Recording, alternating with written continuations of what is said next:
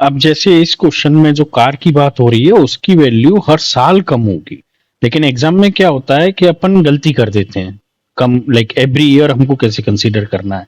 आज सिर्फ थोड़े से टाइम में हम इस क्वेश्चन के थ्रू ये समझ पाएंगे और ये डेप्रिसिएशन का कंसेप्ट जो है वो एकदम क्रिस्टल क्लियर करेंगे ये कहाँ क्या क्या गलती हो सकती है और कैसे ये कंपाउंड इंटरेस्ट के साथ रिलेटेड है। और इस क्वेश्चन को हम तीन अलग अलग तरीके से सॉल्व करेंगे और सबसे लास्ट में मैं सबसे क्विक और आपका डायरेक्ट आंसर आप कैसे कर पाओगे वो सबको एक्सप्लेन करूंगा। तो पहले हम कंसेप्चुअली आगे बढ़ते हैं कि जैसे अब हम क्वेश्चन देखते हैं कि when Babu purchased a new car, ठीक है, तो इन न्यू निशान माइक्रा इन 2020 मतलब 2020 में इसने यहां परचेज किया है। It's price was 5 lakh rupees. Every year it's price is decrease. Every year ये ख्याल रखना है आपको, एवरी ईयर मतलब प्रत्येक साल। तो कह रहा है 4% फ्रॉम दैट ईयर प्राइस, मतलब 2020 की प्राइस से 4% हर साल क्या हो रहा है, डेप्रिसिएट हो रहा है, डिक्रीज हो रही है price. What will be it's price in rupees in the year of 2022।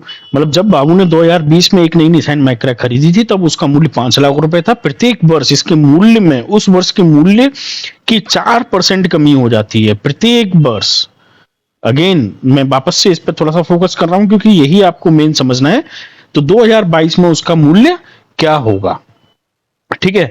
जिससे ये जो है वो सिंपल डेप्रिसिएशन नहीं है। आप ये नहीं कह सकते कि 4% एक साल में 2020 से, जैसे हम लोग ऐसे लिखना चाहें तो ऐसे नहीं कह सकते कि 2020 से 2021 में 4% हो गया फिर वापस 4% हो गया 2022 में, तो टोटल मिला के 8% हो गया। ये जो तरीका है वो आपका जो होगा वो गलत तरीका हो जाएगा, ठीक है। अपन हम लोग इसको ऐसे सॉल्व नहीं कर सकते कि 2 साल में 8% हो गया तो 5 लाख का आपका 8% कितना हो जाएगा, 5 लाख का अगर आप 8% निकालो कोई भी नंबर है तो उसमें उसको मल्टीप्लाइड बाई 8, क्योंकि 8% निकालना है, डिवाइडेड बाई 100, करेक्ट। तो 5,000 इंटू 8, तो 8 पंजे 40, ठीक है। तो फाइनली कितना हो जाएगा, 40,000 हो जाएगा, करेक्ट। तो अगर हम 5 लाख में से 40,000 माइनस कर दें तो फिर क्योंकि डिप्रिशिएट हो रहा है वैल्यू कम हो रही है तो 4,60,000, ठीक है। लेकिन ये आंसर ऑप्शन में जरूर है लेकिन ये आपका आंसर क्या है, गलत है। पहले क्योंकि ये प्रोसीजर जो है वो आपका सक्सेसिव है। दिक्कत यहां पे क्या आएगी कि एक साल का 4% आप कर दोगे तो दूसरी साल का जो 4% होके आया उसके बाद हमको वापस उसी वैल्यू पे 4% करना है। तो इस तरीके से ये क्वेश्चन नहीं करना है। तो हम गलतियां कहाँ करते हैं हमको वो भी साथ में देखना है। तो इसलिए अब यहाँ पे हम लोग जैसे कंपाउंड इंटरेस्ट का फॉर्मूला होता है उस तरीके से हम डायरेक्ट फॉर्मूला लगाएंगे इसका डेप्रिसिएशन का। तो जो फाइनल प्राइस है हम डायरेक्ट ऐसे लिख सकते हैं, principal amount 1 minus rate divided by 100 की पावर n। n यहां पे क्या है आपका, टाइम है। r कहां पे क्या है आपका, रेट यानी कि ब्याज, ठीक है। टाइम मतलब समय आपका, ठीक है। p मतलब प्रिंसिपल अमाउंट मतलब price, first price, initial price आप बोल सकते हो, या फिर प्रिंसिपल अमाउंट जो हम लोग बोलते हैं, और फाइनल प्राइस हमको निकालना है। तो आर इक्वल्स टू अपने को कितना गिवन है, 4%। टाइम अपन को 2 साल।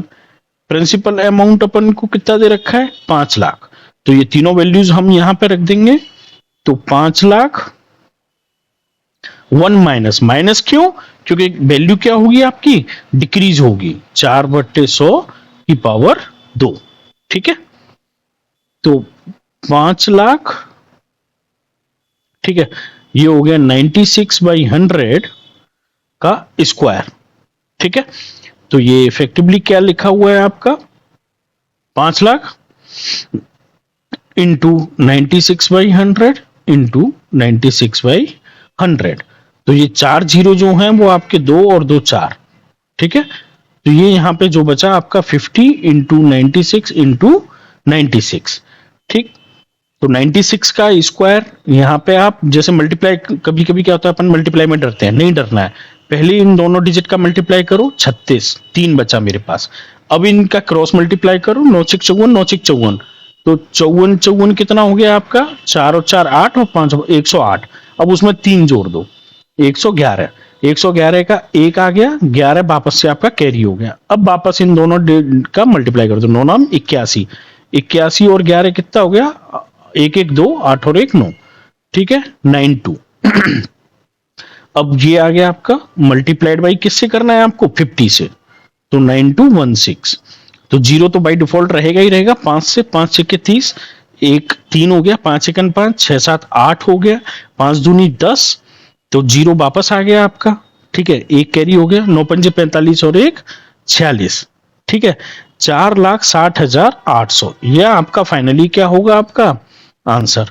तो ये आंसर इसमें गिवन है आपका 4,60,800। ऑप्शन नंबर कौन सा सही होगा आपका, 2।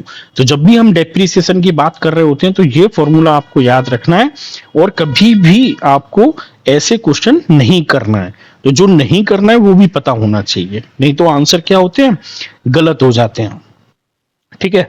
अब आते हैं हम लोग इसके एक दूसरे तरीके पे। दूसरा तरीका आपका क्या कहता है, लोग यूं कहते हैं कि भाई शॉर्टकट से अपन कर सकते हैं। तो अब हम इसको कैसे सॉल्व करेंगे, शॉर्टकट से। जैसे